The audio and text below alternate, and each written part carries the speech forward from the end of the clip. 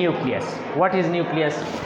The most important and the most prominent organelle of the cell is nucleus. nucleus څه شی دی؟ په سل کې د ټولو نه اهمه ارګنلې د هغې سره سره د ټولو نه واضحه ارګنلې چې هغه تا سره د نورو ارګنلیز په نسبت باندې ډېر په اسانۍ سره ښکاري، دغه ارګنلې ته موږ څه شی ویو؟ نیوکلیس. For the first time, nucleus was discovered by Robert Brown in 1838. In 1838 په 1838 کې رابرټ براون فرست ټایم په سیل کې تاسو سره نیوکلیس ولیدو. ټیک شو؟ دا د موست پرومیننٹ ارګنلې ده، د موست امپورټنټ ارګنلې هم ده. د دې امپورټنس دومره ښه ده پورې دی چې نیوکلیس ته برین آف د سیل هم ویلې کېږي. برین آف د سیل. دی نیوکلیس ته هارت آف د سیل هم ویلې کېږي. هارت آف د سیل. دی نیوکلیس ته کمانډ سنټر آف د سیل هم ویلې کېږي. کمانډ سنټر آف د سیل. برین آف د سیل ورته ولې ویلې کېږي؟ جی هیډ کوارټر بالکل ورته هم ویلې کېږي. برین آف د سیل ورته ولې ویلې کېږي؟ کم امپورټنس او فنکشن چې زمونږ په باډي کې د برین دی یا د انیملز په باډي کې د برین دی، اټ مینز اټ کنټرولز هول باډي. دغه قسم ته کې د نیوکلیس چې دی د تاسو سره ټول د سیل اکټیویټیز کنټرول کوي. هارت آف د سیل ورته ولې ویلې کېږي؟ څومره امپورټنٹ چې تاسو سره په باډي کې هارت دی، دغه قسم ته کې تاسو سره nucleus دی. without nucleus and the proper functioning of nucleus a cell cannot live. یو سیل تاسو سره ژوندی چې دی هغه نشي پاتې کېدی که چېرته نیوکلیس خپل کار په صحیح طریقې سره نه کوي. دغه قسم ته کې دې ته کمانډ سنټر آف د سیل هم ویلی کېږي. په سیل کې چې څه کارونه هم کېږي، که هغه پروټین سینتھیسس دی، که هغه د سیل ډیویژن دی، که هغه د ارګنلیز ریپلیکیشن دی، که هغه د رایبوسوم فارمیشن دی، ٹھیک شو، یا د آر این ایز فارمیشن دی، کم کارونه چې هم کېږي هغې ته کمانډز د څه ځای نه راځي؟ د نیوکلیس نه. دیئر فور اٹ از کالډ ایز د کمانډ سنټر آف د سیل ایز ویل. ٹھیک شو. نیوکلیس په پروکاریوټس او په یوکاریوټس کې موږ لا ډفرنٹ اپیرنس را کوي. په یوکاریوټس کې تاسو ته پته ده موږ ویو چې په یوکاریوټس کې ټرو نیوکلیس او یو ټرو نیوکلیس موږ هغه نیوکلیس ته ویو which is properly surrounded by a proper nuclear membrane. جبکې په پروکاریوټس کې موږ سره ټرو نیوکلیس نه. یو مینس ټرو اینڈ کریان مینس نیوکلیس. پرو مینس پریمیټیو. پرو مینس پریمیټیو. جی ادریسو ها ها ٹھیک شو ځه. پرو مینس پریمیټیو اینڈ کارمیان مینس نیوکلیس. ٹھیک شو. نو دا یو داسې نیوکلیس دی چې د هغې نه غیر چاپېره پراپر نیوکلیر ممبرین نه وي. نو بای نیوکلیس with the structure of nucleus we can also classify the cells in two types, prokaryotic cell or the eukaryotic cells. ٹھیک شو. د نمبر په لحاظ سره چې یاره په یو سیل کې تاسو سره څومره نیوکلیای موندې کېږي، نو سیلز چې دي دا ډفرنټ دي. بعضې سیلز داسې دي چې په هغې کې د سره تاسو سره نیوکلیس نه وي. نو نیوکلیس تاسو سره د سره نیوکلیس نه وي، هغې ته موږ ای نیوکلیټ ویو. کم سیلز؟ ای نیوکلیټ. جبکې بعضې سیلز داسې دي چې په هغې کې تاسو سره یو نیوکلیس وي، هغې ته موږ مانو نیوکلیټ ویو. بعضې داسې دي چې هغې کې موږ سره ټو نیوکلیای بای نیوکلیټس. فار ایگزامپل زمونږ میچیور آر بی سیز چې دي په هغې کې تاسو سره دا نیوکلیس نه وي. ولې نه وي؟ ځکه چې آر بی سیز هیز ټو پاس فرام د کیپیلریز اینڈ اف دے لیک د نیوکلیس دین دیئر پیسیج فرام د کیپیلریز بیکمز ایزی. پوهېږئ پې که نه؟ نو میچیور آر بی سیز کې تاسو سره نیوکلیس نه وي. جبکې بعضې سیلز داسې دي چې پای کې یو نیوکلیس، په بعضې کې دوه، په بعضې کې درې. اټ ډیپینډز اپان د اکټیویټیز ویچ آر ایکچولی پرفارمینګ انسایډ د سیل. او بیا ختم شي. ٹھیک شو. ها this was the general study of the nucleus. E nucleate راځو مونږه structure of a nucleus لا چې by structure تاسو سره nucleus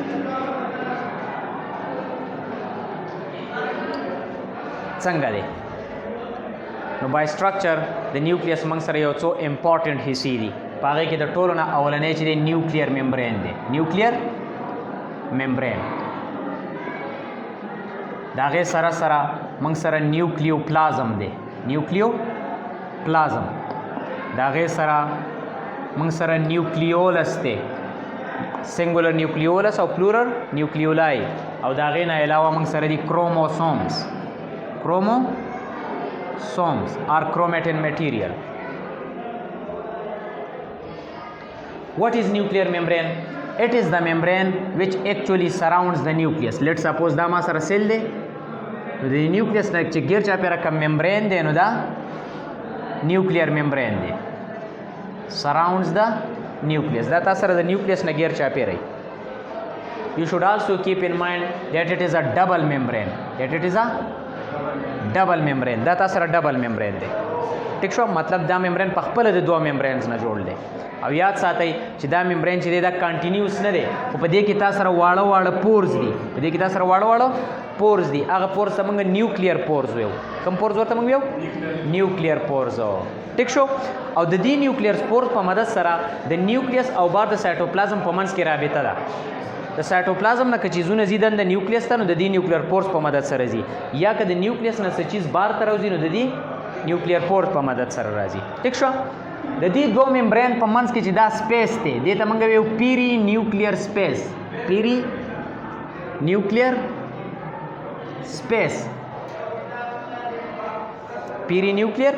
سپیس او په دې کې چې کوم فلویډ دی هغې ته موږ ویو پیری نیوکلیر فلویډ ټیک شو نیوکلیر ممبرین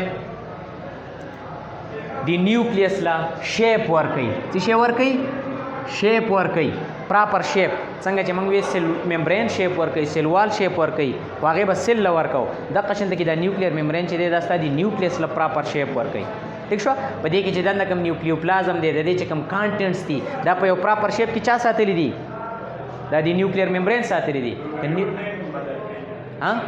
او د پروکاریوټس نه هم بدلی ځکه چې په پروکاریوټس کې تاسو سره نیوکلیر ممبرین نه وي هلته دا جینیټک میټیریل چې دی دا په یو ریجن کې پروت دی چې هغې ته موږ نیوکلیاید ریجن ویو ټیک شو ښه دویم کمپوننټ د نیوکلیس چې دی هغه دی نیوکلیوپلازم and what is nucleoplasm? It is actually the fluid which is present inside the nucleus. Fluid inside the nucleus. په دې نیوکلیس کې چې دنده دا کوم فلویډ دی دقه ته موږ څه شی ویو نیوکلیوپلازم دا یو قسم ما سره د نیوکلیس سایټوپلازم دی سایټو مینز سیل اینډ پلازما مینز د فلویډ څنګه چې سایټوپلازم تاسو سره د سیل فلویډ دی نو دا قسم دی نیوکلیوپلازم تاسو سره د نیوکلیس فلویډ دی نیوکلیوپلازم تاسو سره د نیوکلیس فلویډ دی پوهیږئ که نه بای کمپوزیشن په دې نیوکلیوپلازم کې تاسو سره واټري په دې کې تاسو سره آینز دي په دې کې تاسو سره ارګینیک کمپاونډز دي په دې کې تاسو سره انزایمز دي او د دې نه علاوه د سیل چې کوم دا دنده هارډ کنسټیچوئنټس دي کوم چې کروموسوم دی او نیوکلیولس دی دا په څه شي کې پراته دي دا په دقه نیوکلیوپلازم کې تاسو سره پراته دي پوه شوئ پې د دې نه علاوه دا نیوکلیوپلازم چې دی دا د نیوکلیولس ته او دنده د جینیټک میټیریل کروموسوم ته کشن پرووایډ کوي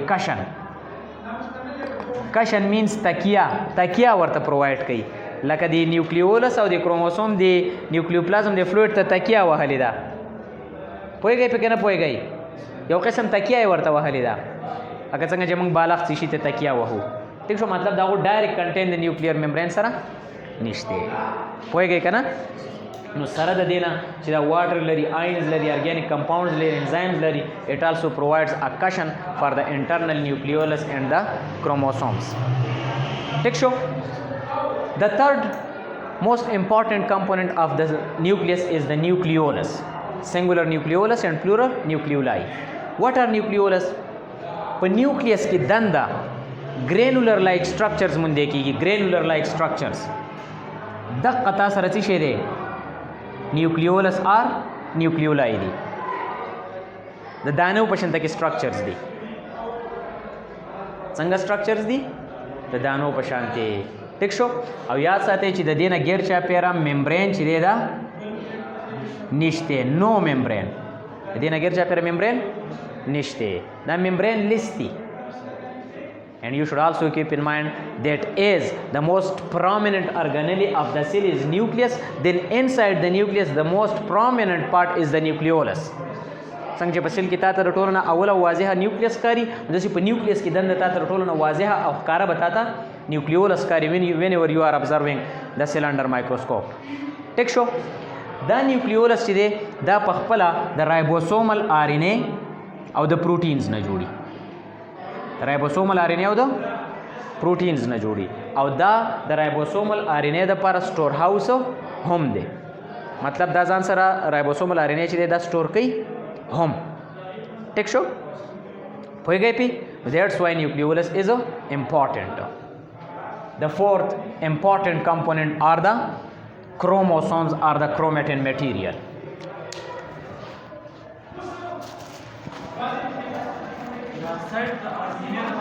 ji کوم سایټ نیوکلیولس چې دی دا سټور کوي رایبوسومل RNA. سایټ نه دی، اټ ایکچولی سټورز د رایبوسومل RNA. ځکه دا په خپله تا سره د رایبوسومل RNA او د پروټینز نه جوړلی که نه، او نو رایبوسومل RNA ځان سره دا سټور کوي. ښه. The fourth and the last important component is the chromosomes. Chromosomes, or you can say the chromatin material. Chromatin material. What is chromatin material? Chromatin material څه شی دی؟ Whenever you are observing the cell under microscope, then you will see a network inside the nucleus. That particular network found in the form of thread-like structures. The تارونو په شانتي structures present inside the nucleus. Inside the nucleus is called as chromatin material. Chromatin material څه شی دی؟ چې کله ته سیل په عامو حالاتو کې، مطلب چې ډیویژن ته نه دا نږدې نه پکې د ډیویژن دپاره څه کار کېږي، د مایکروسکوپ لاندې ګوري، نو په نیوکلیس کې به تا ته د تارونو یا د ویښتو په شنته کې یو نیټورک، یو جال به تا ته ښکاره شي. دقه جال ته موږ کرومیټین میټیریل ویو. ټیک شو.